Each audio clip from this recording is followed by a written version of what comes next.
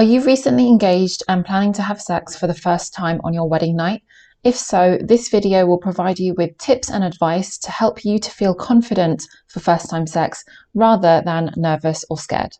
Everything I share in this video is exactly what I wish I knew before I got married, and I actually created a free online training specifically about this topic. It's called Fearless, Painless First-Time Sex. If you're interested in signing up for this free training, the link for it is in the description box below. In this video, I'm really going to cover exactly what you need to do and what you need to know so that your first time having sex, specifically penetrative sex, is as pain-free and as comfortable and as enjoyable as possible so that you look forward to this. If you're excited to learn more, please definitely hit the like button below so that I know that you're resonating with everything that I'm sharing. Now, the first thing I want to share with you is this. First time sex is not meant to be painful for a woman. Now, I'm sure you've probably heard stories that some women, when they lose their virginity or when they have sex for the first time, it's really painful for them. Sometimes there's blood involved, that kind of thing. Now, when those instances happen, there are many different reasons why they could happen. And some of the reasons involve them not being fully prepared. So they weren't mentally prepared to have sex the first time, or they weren't physically prepared, or they didn't know everything that I'm going to share with you. So there are different reasons why a woman experiences painful sex for the first time, but luckily you're here watching this video so that you can prevent that from happening to you. I'd love it if you could leave a comment below and let me know how you're feeling about your wedding night. Are you feeling a little bit nervous and a little bit afraid? If so, let me know. What are you afraid of? What are you worried might happen? Okay, one thing that's really important for you to do before you get married or before you have sex for the first time is to learn about your own female sexual anatomy. Basically, you need to be able to look at yourself down there, look at your vagina. Now, your vagina is actually just one part of your female sexual anatomy. Your entire female sexual anatomy that you can actually see externally when you look down, probably using a mirror to help you to see everything. What you're actually looking at in its entirety is your vulva. So it's really important to learn the different parts of your vulva, not just your vagina. It is important to know where your vagina is because so many women don't actually know where their vagina is. And it's so important if you're going to have sex or penetrative sex, you need to know where actually is the opening of your vagina. You can do something really simple such as go online, go onto Google and type label diagram of the female sexual anatomy or label diagram of the vulva. Choose an image and have a look at your own vulva, have a look at yourself down there, use a mirror to help you and identify the different parts. Identify where the clitoris is, where the clitoral hood is, where your vaginal lips are, the labia minora and the labia majora. Identify where the entrance and the opening of your vagina actually is. And once you've located where the vagina is, I even recommend using a finger, as long as it's clean and your nails are trimmed, using a finger just to touch your vagina. The reason I recommend you touching your vagina is so that you have a physical sensation of where it is located on your body. Another thing I want to share with you is that it's completely okay to touch your vagina. It's not the same as masturbation or self-pleasure if that's what you're worried about, because some Islamic schools of thought say that masturbation and self-pleasure is haram. You're not doing that. Now, I want to talk about the hymen because there are a lot of pieces of misinformation about the hymen. There are many myths about the hymen, and I want to debunk those myths so that you don't have a fear of your hymen. So many women think that their vagina is covered by this thick, rigid wall or this thick, rigid barrier, and they think that that's what the hymen is. In the majority of women, their hymen isn't a thick, rigid barrier or thick wall. The hymen is actually a very thin, stretchy membrane. And in the majority of women, this thin, stretchy membrane is already perforated. The hymen itself has either no nerve endings or a very small amount of nerve endings. And this is important to know because if something doesn't have any nerve endings, you can't feel any pain. And when the hymen gets perforated or stretched, this usually doesn't cause pain. The most it might cause is some discomfort, but it should not be excruciating pain. There should not be vast amounts of blood. That's not what happened. The hymen doesn't get broken. All that happens when a penis or a tampon or any object goes into the vagina for the first time. The hymen stretches. It may get perforated, but basically the hymen is simply kind of moved out the way. Now, let's talk about blood and bleeding after first time sex.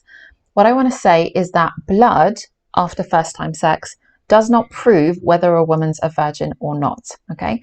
Some women do not bleed, actually quite a lot of women do not bleed after the first time they have sex or after the first time they insert an object into the vagina. This is completely normal, even if she was a virgin. Whether or not a woman bleeds after first time sex does not prove whether she's a virgin or not. So one more thing I want to say, just like bleeding doesn't prove whether a woman's a virgin or not, the same applies to the hymen. Whether or not a hymen is intact does not prove whether a woman's a virgin or not. So I now want to talk about the pelvic floor muscles. These muscles are so important to know about and to learn how to be in control of them. Whenever you are going to insert something into your vagina, such as you may be inserting a tampon, so I've got one here, you may be inserting a tampon, or if you've never inserted anything into your vagina, you may want to try with something a bit smaller, such as a cotton bud. What you would need to do is apply some lubricant to it. Whatever object you insert into your vagina, always apply lubricant. You can get a water-based lubricant of your choice and do some research as to which one you want to go for, or you could go for a completely natural lubricant such as olive oil or coconut oil. And so you may want to start with something really thin like a cotton bud, or you may want to start with a small tampon. And again, you can apply lubricant even to the tampon if that's what you're inserting, or you may wish to insert the tampon when you already have your period, because the period blood would provide some of that lubricant. You may even want to try something like using dilators, and they kind of gradually get bigger. And the reason I'm sharing these with you is because I personally, I'm just going to show you all of them, I personally wished that I practiced with dilators, and they come in gradual sizes up until roughly the size of a man's erect penis. I wish that I used these before I got married, because I would have felt a lot more confident for first time sex with my husband. I would have felt confident for my wedding night. You don't have to use dilators. You could use, like I mentioned earlier, you could use tampons. You could just use thin objects like cotton buds, because you are simply practicing inserting an object into your vagina and getting used to that feeling. So what's really important to know is to know how to relax your pelvic floor muscles. You can go onto Google and search how to do reverse Kegel exercises, or you may pronounce them as Kegel exercises. What you actually want to do is the reverse. You don't want to do a Kegel exercise or a Kegel exercise. You want to learn how to do a reverse one. The reverse one teaches you how to relax your pelvic floor muscles. Once you know how to relax your pelvic floor muscles, your vagina becomes nice and wide and open, so that penetration by any object is nice and easy and comfortable and pain-free. And one thing I want to say is that some women, especially if you're Muslim, some women may think that this is wrong or this is haram to do. It's not.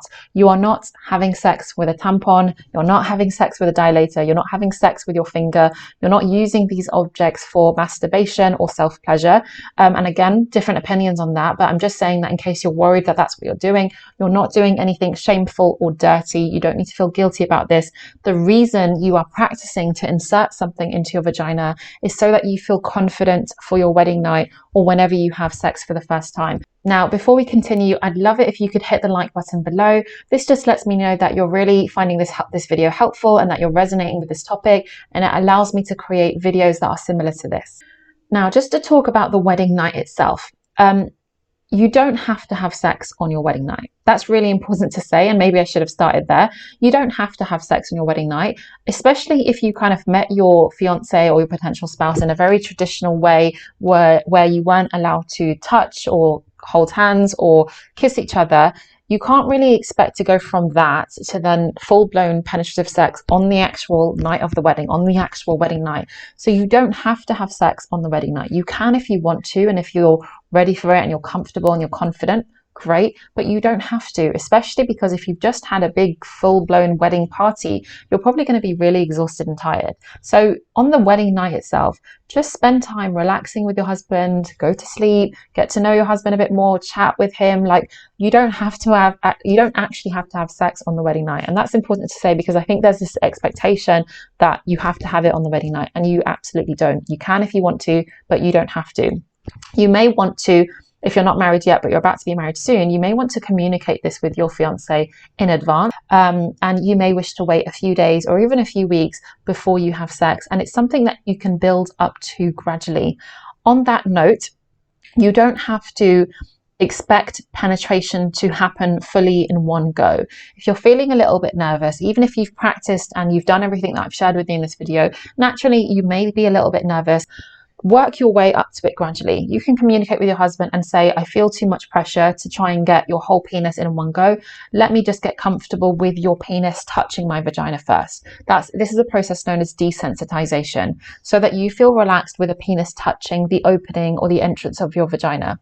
The next time, it could be that you attempt to get the head of the penis in, and you just feel relaxed with that being there, and you don't need to push it in any further. Now, if your husband is erect in that manner, you can still do other things to help him to get to orgasm. It doesn't have to be through penetration. So let's go back to talking about penetration. You can do it in a very gradual way where you're comfortable with just the tip of the penis touching your vagina. You can then work your way up to the head of the penis, and then maybe the next time you attempt sex, it can be a quarter of the penis, and then half, and then 3/4. And then by then you've managed to get most or all of the penis in. So you can work your way up to penetration gradually. You don't have to do it all in one go. The key is to make sure that your pelvic floor muscles are relaxed, and also make sure that you're using lubricant. One thing that I want to talk about that's really important is anytime you attempt penetration, or anytime even just the tip of the penis is touching the vagina, it's really important to use contraception. So if you don't have any other forms of contraception, please do use a condom. That's if you're not planning on getting pregnant. If you want to get pregnant straight away, perfectly fine. You don't need to use contraception. I'm just sharing this with you. The reason I'm sharing it with you is because some women think that they can't get pregnant if just the tip touches the vagina. Even though it's less likely, it is still possible. Okay, so anytime the penis comes into contact with that area, it is important to use contraception if you don't want to get pregnant straight away.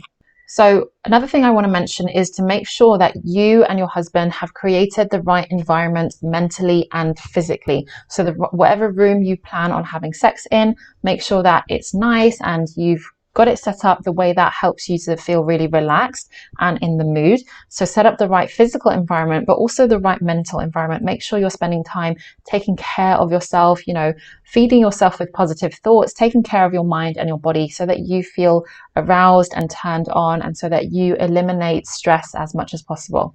Another thing I want to talk about is foreplay. Foreplay is so important, okay? Really so important. And when I talk about foreplay, both quantity and quality matter. When I say quantity, I mean the amount of time you spend in foreplay. And when I say quality, I mean the types of foreplay that you engage in. And this is very much on a personal basis, where you kind of have to tune in to what you like and what your body likes, and pay attention to each other's cues and responses. So that's it. I've shared with you all the tips and advice that I can think of to help you prepare for your wedding night, or prepare for the first time that you attempt to have penetrative sex with your husband. If you're feeling nervous or feeling a bit afraid, that's completely normal. As I mentioned earlier in the video, I actually created an entire free online training. It's roughly 90 minutes long. It's called Fearless, Painless First Time Sex. If you're interested in registering for this free training, the link to sign up is in the description box below. One thing that would be really great to educate yourself on is a condition known as vaginismus. Now, the purpose of this video is actually to prevent you from experiencing vaginismus in the first place. Essentially, what vaginismus is, it's a condition where the pelvic floor muscles are contracting, causing the vagina to become very narrow and causing penetration by any object like a tampon, dilator, or penis to be quite painful and difficult. This condition is actually happening subconsciously, so a woman's not usually aware that the pelvic floor muscles are contracting. The reason I want you to know about this beforehand, even if you're not going through it right now, is it's something you might potentially experience. And so if you know about it beforehand, you can feel empowered to overcome it. So everything I've shared in this video is to help you prevent vaginismus, but also everything I shared in this video is exactly what you can follow to overcome vaginismus. It's the practicing of relaxing the pelvic floor muscles and practicing to insert objects in a gradual way so that you overcome painful penetration within your vagina. And so the free training that I've designed helps you to overcome vaginismus, but also helps you to prevent vaginismus even if you don't have it right now. Thank you so much for watching. Please do like this video, and if you haven't already, subscribe and hit the bell icon so that you're notified each time I upload a new video. And I'd love for you to watch this video next so that you can find out more about vaginismus and how to treat it.